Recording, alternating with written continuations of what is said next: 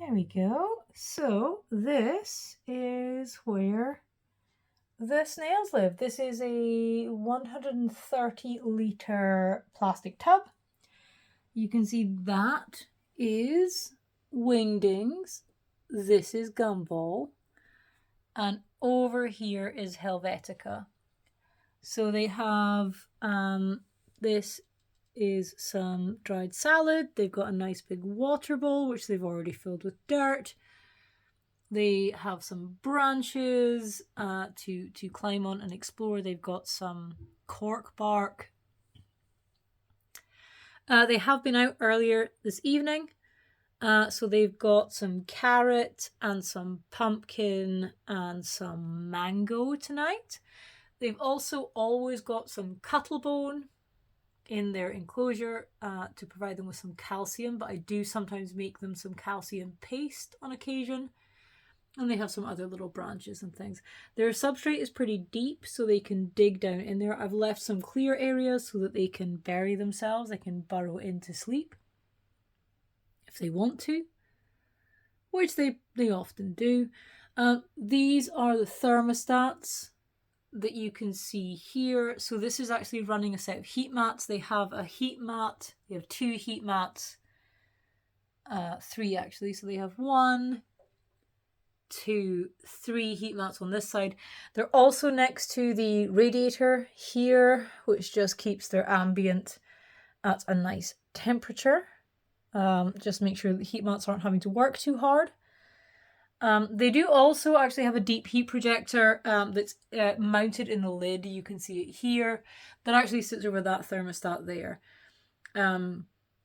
This is just because at this time of year, it's currently November in in the UK. So we're down in the south of England, but it's still pretty chilly. So the deep heat projector just makes sure that, again, these heat mats aren't working too hard. They can, burn out if they work too hard. You don't really want that. They're on thermostat, so they are safe. They're not going to overheat. But I don't really want to put them under too much strain to try and maintain, especially a tub this big, at 26 to sort of 28 degrees, which is what these guys need. So we have the radiator helping out, we have the deep heat projector helping out, and we have the heat mats. So these are regarded as a fairly challenging species of snail. I don't find them to be so, but I'm used to reptiles. They do need a fairly controlled environment. I do take them out of here, obviously, and they get to explore some. And they get to sample this food whilst they're out exploring. When they're done or when I need to put them back, I do put some food in here with them. I will take this out in about 24 hours time. So this will get removed tomorrow, but this is just available to them if they want to keep eating, if they're not done. I don't want this to mold. These garden greens are dried, so they won't really mold in the same way, but this fresh food will. So this will be removed 12 to 24 hours from now, just to make sure it doesn't mold too badly. They will actually eat rotting food, but I prefer not to, just because I don't really want any nasty bacteria or anything, or it attracting flies or fungus gnats or anything like that. So they get taken out usually every 2 to 3 days. They will get some food. I'll let them explore around a little bit. And then when it's time to put them to bed, they go back in here and some of their food goes in with them so that they can keep eating if they want to. I actually read a study that showed that these guys eat and move around the most between kind of 11 at night and 1 or 2 a.m. It's about midnight now, and these guys are going to bed. But I do want to make sure that if they are still hungry and they want to keep eating, their food's available to them. It will get removed probably around midday tomorrow. I'll take this out just to make sure it doesn't get moldy.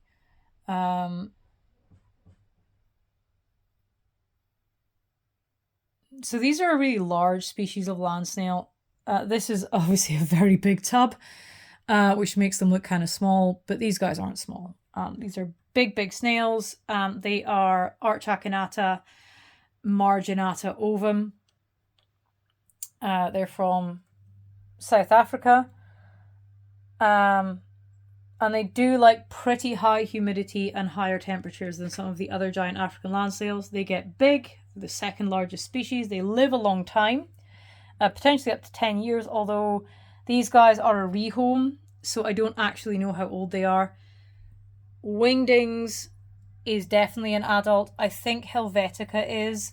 I don't think that Gumball is. So we'll see, but we don't actually know how old they are. You're seeing some silver here. This is some insulating material. This just means that the heat from these heat mats is being insulated from the outside here, so that the heat is actually going all into the tub and we're not losing. It's a kind of an efficiency thing. It's keeping the heat in rather than it just going out to the ambient air and the rest of the room. So these guys are actually pretty active once you wake them up. And I do this by a nice warm bath. They get a warm bath in the sink with dechlorinated warm water to wash them off. They then get put into their exploring area with some food. And I also make sure that they have a water bowl available at all times. Helvetica in particular really enjoys a bath and will take every opportunity to get in the water bowl. Wingdings and Gumball don't really seem that bothered. They're not particularly interested, so they don't really care. But it's there anyway, just to make sure that they don't dry out. They can be at the ambient. So the ambient in my house is about 20 to 22 degrees. That's safe enough for them for a short period of time. They can be out for about, an hour or two. That's not going to be a huge problem for them. But I don't want them out for too long. I don't want them getting too cold, and I don't want them drying out. So they come out for a little bit every 2 to 3 days, again, just so that I'm not stressing them too much, so they're in a nice controlled environment the vast majority of the time. And I'm providing some wood and some cork bark. There's actually some calcium dust you can see here as sort of crushed oyster shells mixed through their substrate as well. They are detritivores, so they will snack at things. Every now and again I get a bag of leaf litter and throw that in there too. So that just maintains as close as we can to just giving them a varied diet, making sure that they have plenty of plant material. These guys do need calcium available at all times. They also need protein every now and again, but really only once or twice a week. You don't want to give them too much protein. That can actually strain their digestion a little bit and be too much for them. So these guys do get some prepared snail food. You just make up a paste that has some, in some cases, animal protein in the form of shrimp or mealworms, and in some cases plant protein in the case of something like peas or various other plant proteins that you can get for them.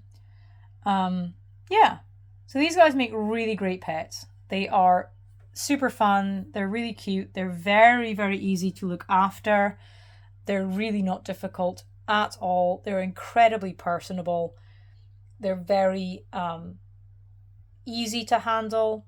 Just make sure that you obviously wash your hands. Make sure your hands are damp with dechlorinated water so you don't dry them out. Make sure that your hands are free of soap or any other chemicals because they do have very permeable skin. You don't really want that.